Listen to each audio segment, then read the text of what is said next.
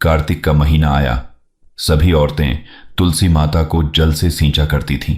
एक बुढ़िया माई भी आती और तुलसी को सींचने जाती थी, और जब वह जाती तो तुलसी माता को सींचती और कहती, हे तुलसी माता, सत की दाता, मैं बिड़ला सींचूं तेरा, तू कर निस्तारा मेरा। तुलसी माता बहू दीजिए, बेटा दीजिए, पोता दीजिए, लड़ुआ दीजिए, गड़ुआ दीजिए, पीतांबर की धोती दे, मीठा मीठा घास दे, बैकुंठ का वास दे, चटके की चाल दे, पटके की मौत दे।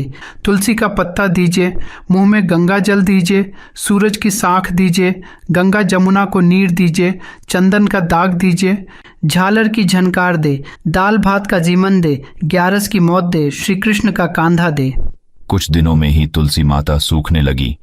तब श्री हरि विष्णु जी का ध्यान गया और उन्होंने तुलसी माता से पूछा, हे तुलसी, इस कार्तिक के महीने में औरतें तुम्हें सींचती है, तुम्हारा भजन गाती है, तुम्हारी पूजा करती है, तुम्हारा गुणगान गाती है, फिर भी तुम क्यों सूख रही हो? इसका कारण क्या है? तब तुलसी माता ने भगवान विष्णु से कहा कि मुझे सींचने प्रतिदिन एक बुढ़िया आती और कहती है, एक बूढ़ी माई रोज आती है और कहती है, हे तुलसी माता, सत की दाता, मैं बिड़ला सींचूं तेरा, तू कर निस्तारा मेरा। तुलसी माता अढुआ दे, लड़ुआ दे, पीतांबर की धोती दे, मीठा मीठा घास दे, बैकुंठ का वास दे, चटके की चाल दे, पटके की मौत दे, चंदन की काट दे, झालर की झनकार दे, दाल भात का जीवन दे, ग्यारस की मौत दे, श्री कृष्ण का कांधा दे।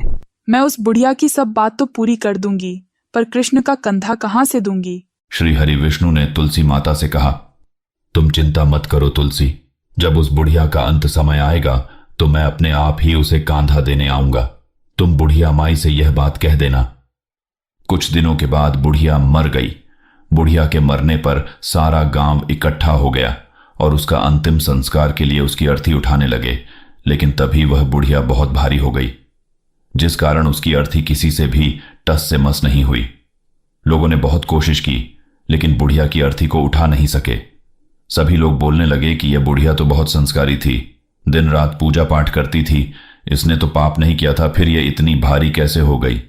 तभी भगवान विष्णु एक ब्राह्मण के वेश में वहां पर आए और पूछने लगे कि भीड़ क्यों लगी है।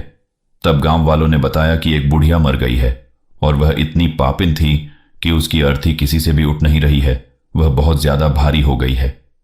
ब्राह्मण के वेश में भगवान बोले कि मुझे इसके कान में कुछ कहने दो, फिर यह उठ जाएगी। भगवान बुढ़िया के पास गए और उसके कान में कहा, हे बुढ़िया, माई अढुआ ले, लड़ुआ ले, पीतांबर की धोती ले, मीठा मीठा घास ले, बैकुंठ का वास ले, चटके की चाल ले, पटके की मौत ले, चंदन की काट ले, झालर की झनकार ले, साई का राज ले, दाल भात का जीवन ले, ग्यारस की मौत ले, और श्री कृष्ण का कांधा भी ले। भगवान की सभी बातें सुनकर बुढ़िया हल्की हो गई। भगवान ने अपने कंधे पर उसे उठाया और उसका अंतिम संस्कार किया। बुढ़िया को मुक्ति मिल गई और वह वैकुंठ को चली गई। हे तुलसी माता, जैसे आपने उस बुढ़िया माई को मुक्ति दी, वैसे सभी की करना। जैसे भगवान ने उसे अपना कांधा दिया, वैसा हमें भी देना।